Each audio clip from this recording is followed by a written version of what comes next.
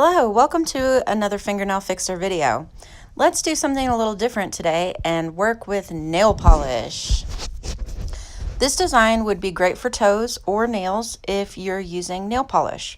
Let's start off with 2 layers of a good red.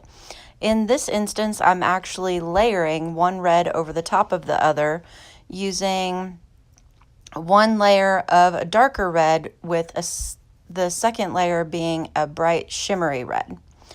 Once my reds have dried a little bit, we're going to take a striping brush. And I like to use short striping brushes because they give me a little bit more control. And using a white polish, just create a set of parentheses that have a small amount of space in between each other. And create 3 sets of these parentheses.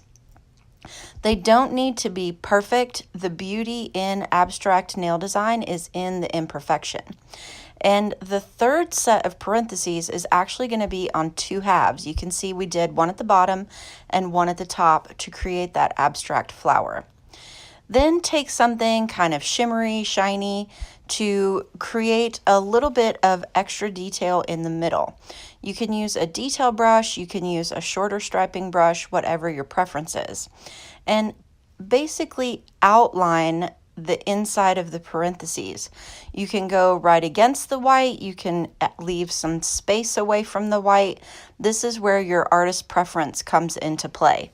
And notice that the parentheses are not meeting at the top. So we're not completing the flower petal and closing it off. We're actually leaving a little bit of space.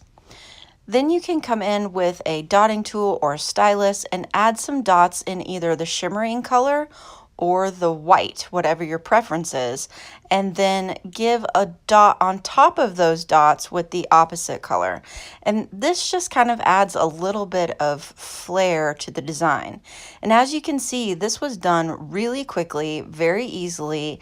It's salon friendly, and even if you don't think you're artistic, you can totally pull this look off. This was done with nail polish. You could also use a gel polish to create this design with no problem.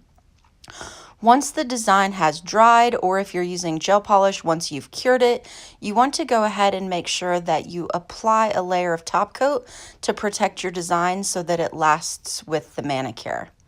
I hope you've enjoyed this really quick and easy tutorial for an abstract flower, and I hope you'll click thumbs up, subscribe, and find me next Tuesday.